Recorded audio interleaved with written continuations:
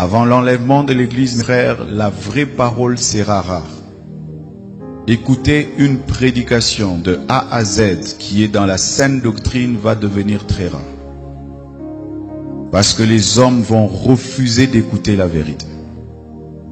Ils vont persécuter tous les prédicateurs de la vérité. Et je peux vous dire, je n'ai jamais été insulté de cette manière de toute ma vie.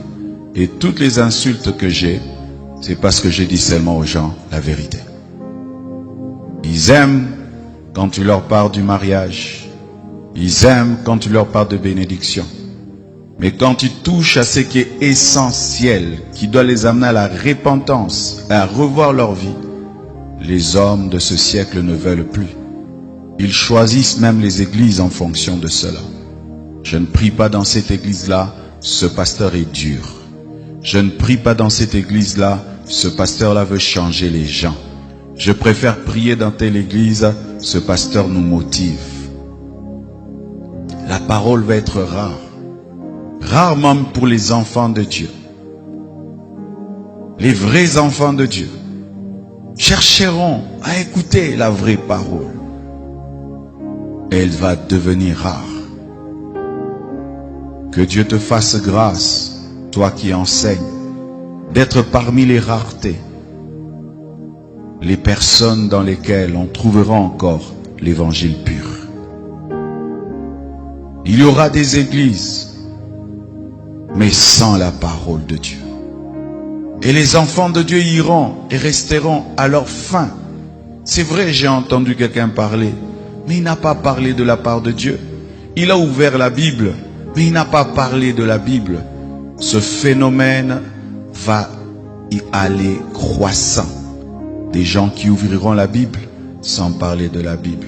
Des gens qui parleront de Jésus sans parler de Jésus. Des gens qui commenceront des églises, mais pas pour dire la vérité. Et les hommes, de même, iront à l'église, mais pas pour écouter la parole de Dieu. Ils iront par religion, par habitude, mais pas pour écouter la parole de Dieu. Ils demanderont même à leur pasteur de ne plus inviter tel orateur et tel orateur parce qu'il est dur. J'ai prêché hier quelque part, je parlais de la sanctification. Au départ de mon message, l'église était tétanisée, paralysée. J'avais l'impression d'être un monstre ou un extraterrestre en train de diriger les choses. Pourquoi? Parce que il y a une carence de la vérité, carence de la parole. Mais lorsque l'église sera enlevée, ce sera pire, mes frères. Après l'enlèvement de l'église, les gens chercheront la parole. Les vrais prédicateurs seront enlevés. Les faux prédicateurs resteront. Et la parole sera encore très très rare. Nous avons la grâce, frères, jour après jour, d'écouter la parole. Mais sachez qu'une fois l'enlèvement a lieu, ce sera difficile. Même toutes ces applications qui ont des enseignements, des prédications, vont supprimer les messages.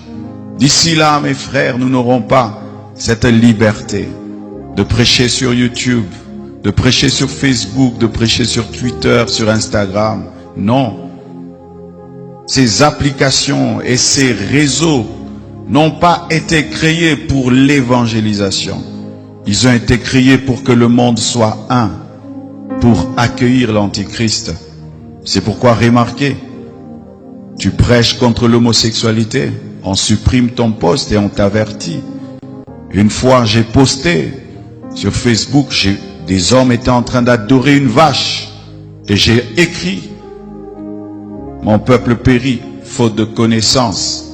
Facebook m'a écrit, ils ont bloqué cette vidéo. Tu peux faire rire les gens, blaguer, ça passe. Mais quand tu commences à dire la vérité, c'est de l'intolérance. Ils appellent ça l'intolérance. C'est-à-dire que l'Église doit tolérer le péché. Nous devons tolérer l'idolâtrie. Nous devons tolérer l'ignorance. Nous devons être une Église qui ne dérange pas. C'est ça, le travail qui se passe dans le monde de ténèbres. Que les gens viennent à l'Église, mais qu'ils ne soient pas dérangés. Que l'on prêche, mais qu'on ne dérange pas. Alors que la vérité dérange toujours.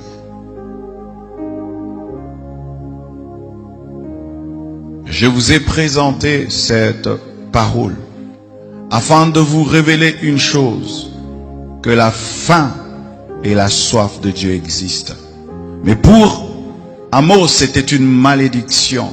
C'était une malédiction où Dieu se retirait de son peuple, abandonnait son peuple, refusait de lui parler pendant un temps. Mais aussi, dans la nouvelle alliance, nous pouvons avoir cette soif. Pas comme une malédiction. Nous pouvons avoir cette faim. Pas comme une malédiction, mais au contraire, comme une bénédiction. C'est-à-dire que tu as la parole, mais tu la cherches comme si tu ne l'as pas. Tu as la présence de Dieu, mais tu la recherches comme si tu ne l'as pas. Ne tombez jamais dans la satisfaction. Ne pensez jamais être arrivé dans les choses de Dieu. Ne priez jamais comme si vous connaissez tout et comme si vous avez tout. Ne vous tenez jamais face à la parole de Dieu comme si vous la connaissez à 100%. Une fois que la faim de Dieu te quitte, la soif de Dieu te quitte, tu vas commencer à mourir à petit feu. Et c'est ça qui est en train d'arriver à l'église de temps de la faim. Une perte de la soif de Dieu. Une perte de la faim de Dieu. Rien qu'à voir comment les gens se préparent avant de venir à l'église. Ils ne prient pas, ils viennent à l'église. Ils ne participent même pas à l'adoration. Ils ne participent pas à la louange. Il est assis là comme si on l'avait puni. Tu as même besoin de lui dire qu'est-ce que tu es venu faire. Incapable d'ouvrir sa bouche dans le temple. Je dis toujours, si quelqu'un ne sait pas prier dans le temple, comment il prie à la maison? Parce qu'ici, même les faibles deviennent forts. Même ceux qui n'ont pas la vie de prière arrivent à prier. Mais si toi, tu quittes chez toi à la maison jusqu'ici, tu n'arrives même pas à ouvrir ta bouche. Tu n'arrives même pas à lever tes mains. Est-ce que tu les lèves à la maison chez toi? Mais quand même, tu es venu. C'est ça l'église des temps de la fin. Des hommes qui s'approchent de Dieu, mais sans l'aimer. C'est comme ces mariages-là qui ont duré. Ils sont là seulement pour la forme. Il n'y a plus d'amour, il n'y a rien. Mais ils sont là pour les enfants. Et certains chrétiens sont chrétiens parce que s'il arrête d'être chrétien, on va se moquer de lui. S'il arrête d'être chrétien, ce serait un scandale. S'il ne va pas à l'église, mais il ira où? Une telle vie chrétienne est fade. Une telle vie chrétienne n'est pas la vie chrétienne où tu t'approches de Dieu sans passion. Tu viens à l'église sans passion. Tu pries sans passion. Tu adores sans passion. Tu lis ta Bible sans que ton cœur ne brûle. Les disciples sur le chemin d'Emmaüs, lorsqu'ils entendaient Jésus parler, leur cœur brûlait. Vos cœurs brûlent-ils encore quand vous écoutez la parole, quand vous lisez la Bible? Comment vous sentez-vous quand vous faites un jour sans prier? Comment vous sentez-vous quand vous faites un jour sans lire la Bible? Comment vous sentez-vous? À l'aise? Vous êtes à l'aise de faire un jour sans prier? De faire un jour sans lire la Bible? Trouvez-vous le sommeil quand vous n'avez pas prié? Si vous trouvez le sommeil, vous n'êtes pas normaux. Si vous vous sentez à l'aise quand vous avez fait un jour sans lire la Bible, vous n'êtes pas normaux. Parce que quand vous n'avez pas mangé pendant un jour, vous le manifestez. Mais quand vos esprits n'ont pas mangé, vous ne ressentez rien.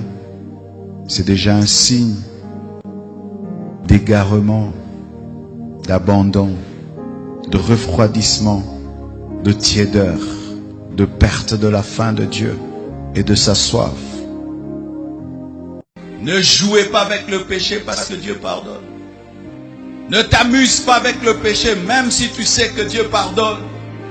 Car certaines conséquences restent pour toute la vie. Un témoignage abîmé, une réputation ternie, une perte de confiance et même toi-même, face à toi-même quand tu te regardes. Ne joue pas avec le péché, même si tu sais que Dieu restaure. Quand tu entres dans l'œuvre de Dieu, tu dois connaître celui qui t'engage. Et tu dois t'attacher à lui plus que son œuvre. Et ne te sers pas de Dieu, laisse Dieu se servir de toi.